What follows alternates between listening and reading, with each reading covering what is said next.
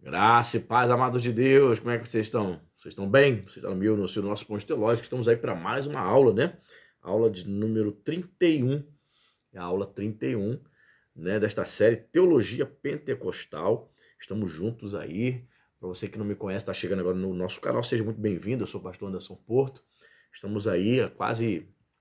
Assim, o canal tem 5 anos de existência, mas em novembro agora de 2022 nós vamos completar aí, permitindo Deus, né, 3 anos que nós estamos fazendo reviews, estamos postando mensagens, estamos fazendo lives, estamos ministrando aulas, né? Seja muito bem-vindo, Deus abençoe a sua vida. Estamos aqui nas internet da vida, como a gente costuma dizer, compartilhando conhecimento, tá certo?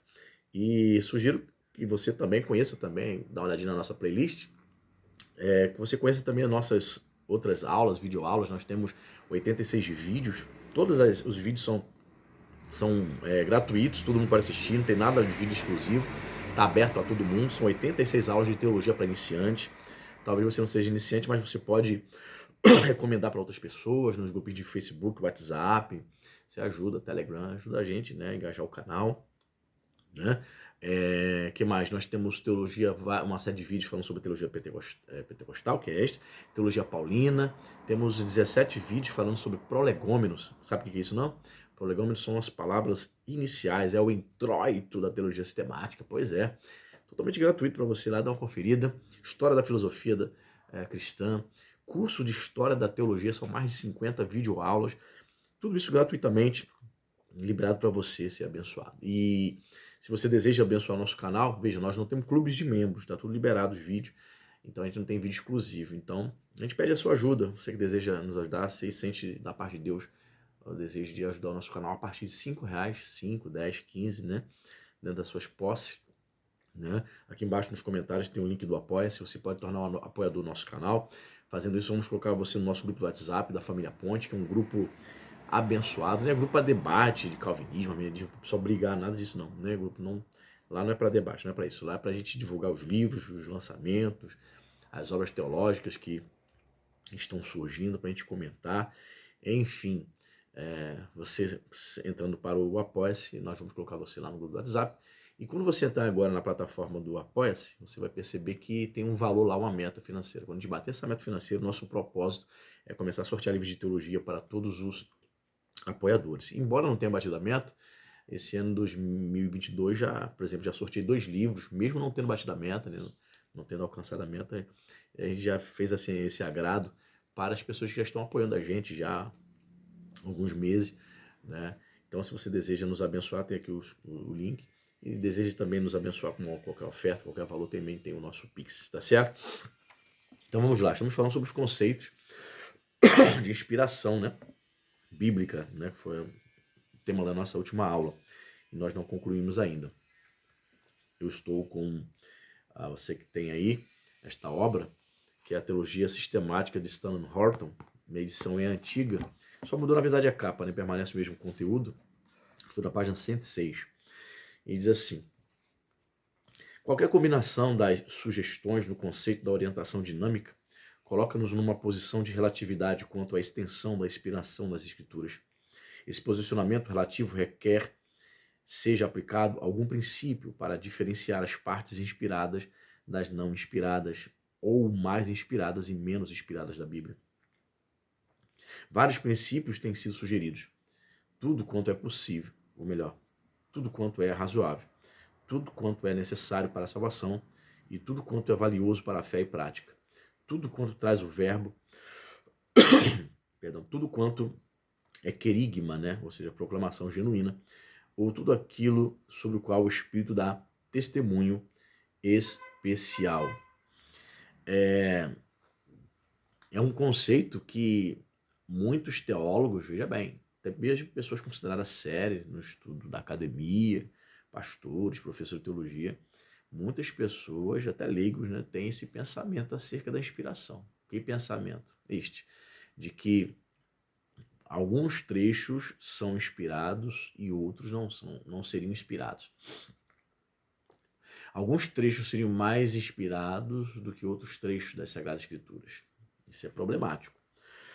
Veja bem, o que é mais inspirado para mim né, e menos inspirado, mais ou menos inspirado para mim, e o que é mais e menos inspirado para você.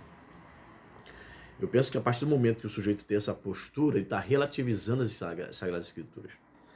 Cada um vai, de acordo com a sua mentalidade, com a sua cosmovisão da vida, cada um vai ter a passagem que acredita ser mais ou menos inspirada. Não há concordância. Jamais haveria. E aí é complicado. Por isso essa tese de que a Bíblia tem trechos mais inspirados do que outros, existem teólogos que dizem, não, esse conceito de inspiração é uma falácia, é uma mentira, não existe. Nada é inspirado. Ali só temos a narrativa da história de um povo, a narrativa da história de uma comunidade que tinha o seu querigma, que tinha a sua fé a respeito de Cristo. Então, existem aqueles radicais e aqueles que tentam ficar ali no meio termo, mas que é complicado também, né? Dizer que existem trechos que são mais ou menos mais inspirados do que outros, né? Nós não concordamos com isso. A ortodoxia não concorda com isso, né? Que mais? A hierarquia eclesiástica, os estudiosos bíblicos e os teólogos, os cristãos individuais, todos desejariam o poder da escolha. Em última análise, o conceito da orientação dinâmica acaba derivando do homem a autoridade da Bíblia, em vez de derivá-la de Deus. Certo? Somente o conceito da inspiração plenária e verbal evita o problema da relatividade teológica. É isso aí. Sem deixar de levar em conta a variedade humana, ao reconhecer que a inspiração estende-se à totalidade das Escrituras. É isso aí, a chamada relativização teológica. Né? Cada um vai determinar para si o que é mais ou menos inspirado. Isso é complicado. E é o que ele disse aqui. O conceito da orientação, da autoridade da Bíblia, deixa de vir de Deus para partir do homem. E aí? Mas quando você fica com a teoria, que é a verdadeira, da inspiração plenária, plena e verbal, de que toda a palavra de Deus é inspirada, o que acontece? Nós entendemos que toda a Bíblia é inspirada, então a gente entende que tudo, né, todas as orientações vêm de Deus. Então nós não vamos duvidar ou achar que aquele texto é mais ou menos inspirado. Por exemplo, você não vai cair na falácia, na tentação, de achar que, por exemplo, o livro de Esther é menos inspirado pelo fato de não mencionar em seus 10 capítulos nenhuma vez o nome de Ieoa, ou Yahvé, o nome de Deus, né? O tetragrama sagrado. Percebe? Então, não é isso que a teoria da inspiração plenária verbal ensina. Nós cremos que toda a palavra de Deus é inspirada, certo? Diz mais aqui. A inspiração plenária e verbal contém uma definição essencial no próprio nome. É a crença de que a Bíblia é inspirada nas próprias palavras, ou seja, o termo verbal, escolhidas pelos escritores. É a inspiração plenária, plena, total, inteira. Porque todas as palavras em todos os escritos originais, os autógrafos, são inspirados. Uma definição mais técnica da inspiração, segundo a perspectiva plenária e verbal, poderia ser esta. A inspiração é o ato especial do Espírito Santo, mediante o qual motivou os escritores bíblicos a escrever, orientando-os até mesmo no emprego das palavras, preservando-os de igual modo de todos os erros ou omissões. Então nós cremos desta forma. Sim, os escritores foram movidos pelo Espírito Santo de Deus, orientados até mesmo para usar as palavras corretas, né? Ou seja, preservando de qualquer tipo de erro doutrinário. Os acadêmicos, né, tentam desdenhar da doutrina da inspiração por conta das inúmeras variantes textuais, por exemplo, no manuscrito grego.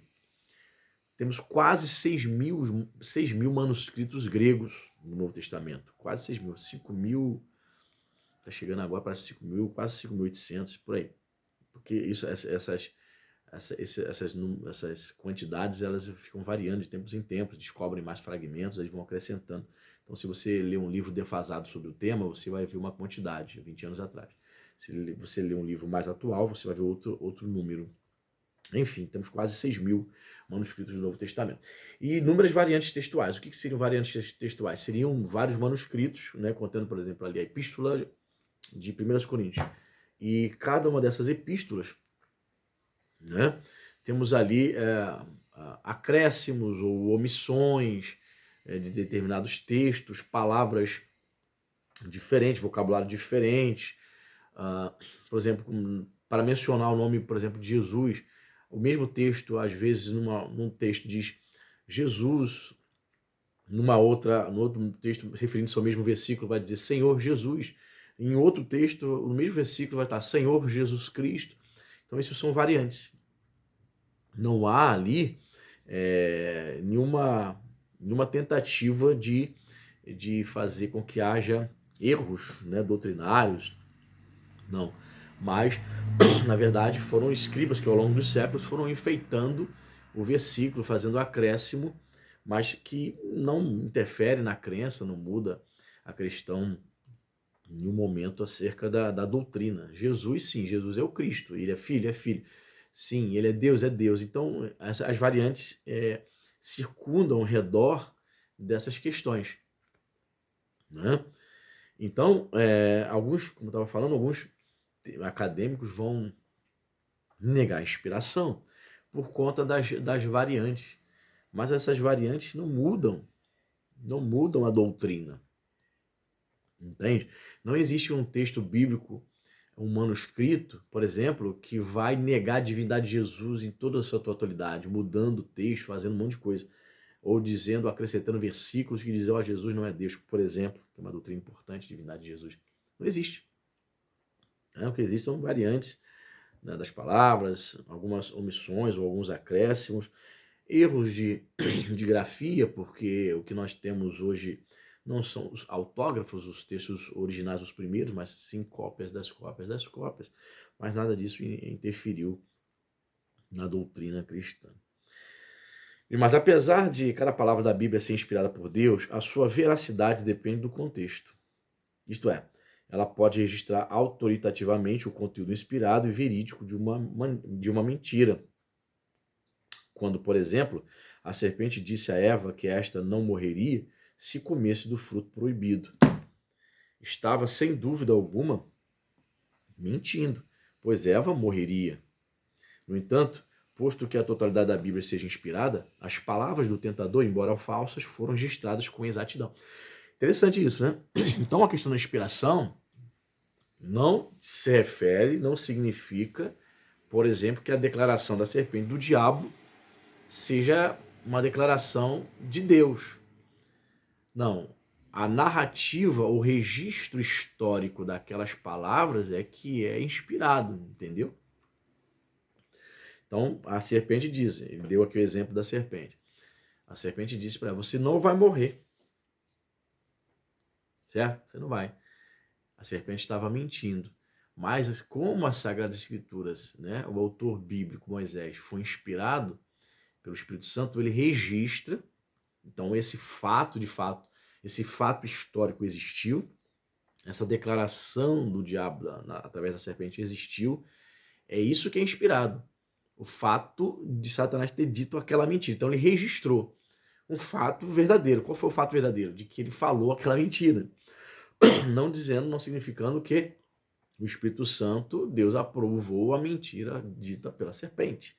Deu para você entender isso? Então, inspiração plenária e verbal não refere-se ao fato de que as palavras de Satanás, da serpente, né, suas mentiras, fossem palavras para serem tomadas como doutrinária, por exemplo.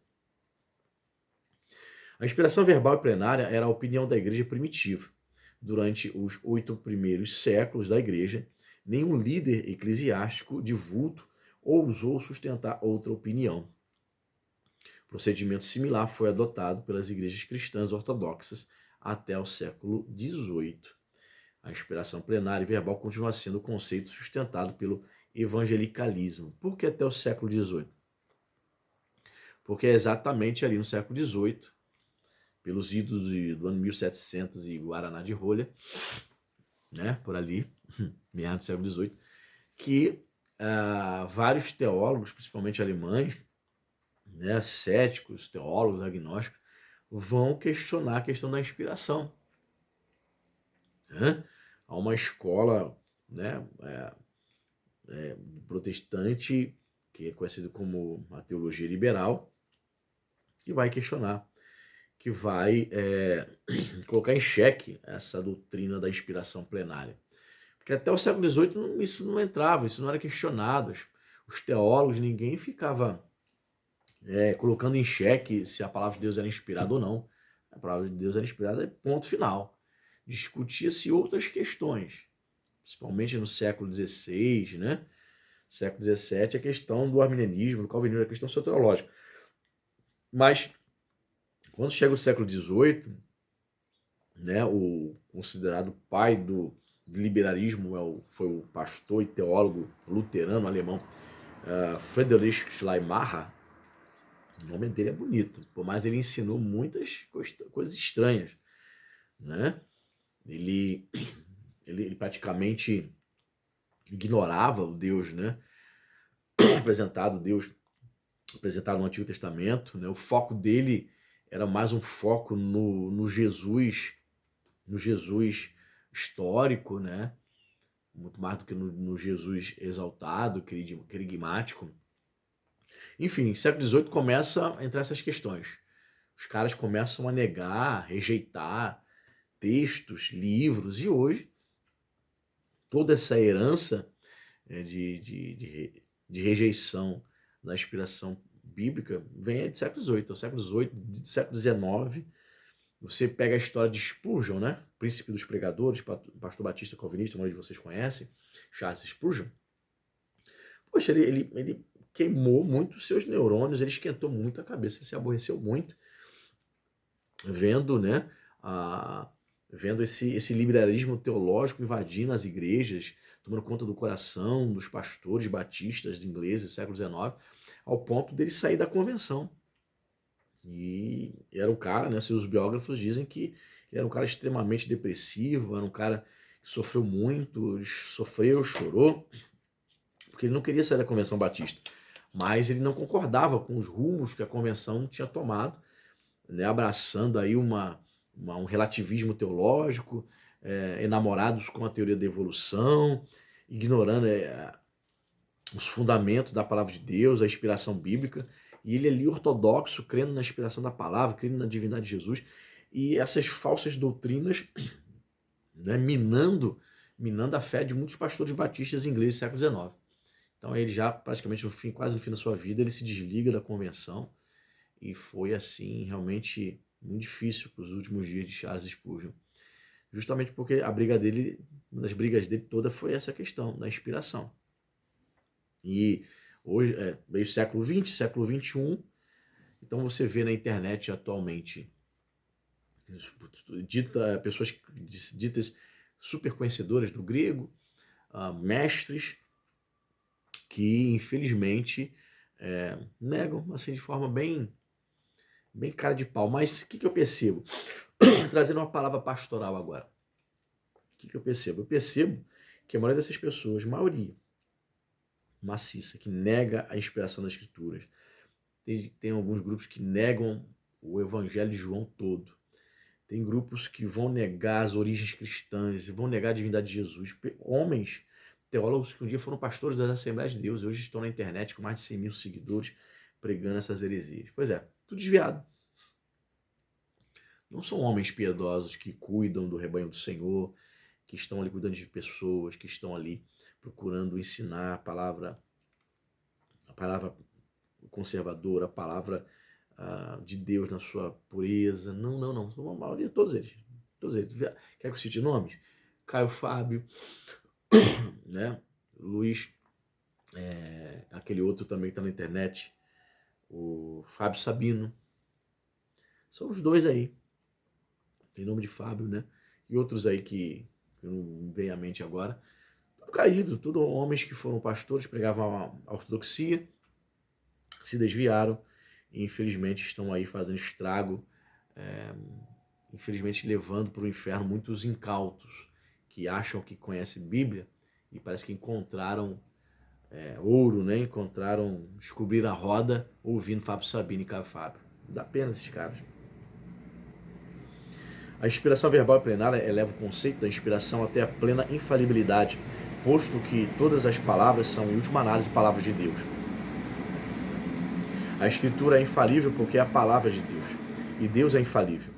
Nas últimas décadas do século XX, alguns procuraram apoiar o conceito da inspiração plenária e verbal sem o corolário. O corolário é a consequência, né? Desdobramento. Sem o corolário da infalibilidade. Como resposta, livros foram escritos, conferências realizadas e organizações formadas na tentativa de firmar o modo histórico de se entender a inspiração das escrituras sagradas. Uma fileira de fortes adjetivos tem sido acrescentados à expressão plenária e verbal, até o ponto de alguns insistirem que esta opinião teológica seja chamada inspiração verbal plenária, infalível, inerrante e ilimitada. Quando investigamos o significado de tantos qualificativos, constatamos que é exatamente isto o que significa a inspiração plenária e verbal, infalível, inerrante e ilimitada. Então, eu não tenho nenhum problema. Veja bem, eu sou um cara que gosto de estudar crítica textual, já li vários teólogos liberais, leio teólogo liberal sem problema. Não tem nenhum problema em estudar esses caras e ver o contraponto deles, mas não me deixo levar, já falei isso em várias lives, não me deixo levar. Para mim, esses caras estão falando assim, estão falando. Sabe por quê? Porque eu sei em quem tenho crido. Eu tenho convicção de quem é Deus, né, na minha vida. Eu creio sem nenhum problema, graças a Deus, não tenho problema de crer na inerrância, na inspiração das Sagradas Escrituras. Para mim, a Bíblia é a palavra de Deus, não importa que existam variantes textuais, que nós não tenhamos os autógrafos, mas Deus sempre foi poderoso, é poderoso, né, para preservar a mensagem salvadora de que Cristo nos reconciliou com Deus, estando nós mortos em nossos delitos e pecados, certo? Fato. Então, isso aí é para aqueles que são céticos, aqueles que já têm uma predisposição para o ceticismo, para a rebelião contra Deus, é um prato cheio, né? Para tentar refutar essa verdade desta doutrina tão importante. Então, na próxima aula nós vamos continuar falando sobre a inerrância, né? Fechamos aqui o conceito de inspiração, vamos falar sobre inerrância, tá certo? Deus abençoe, dê o like, seja o nosso apoiador e até a próxima.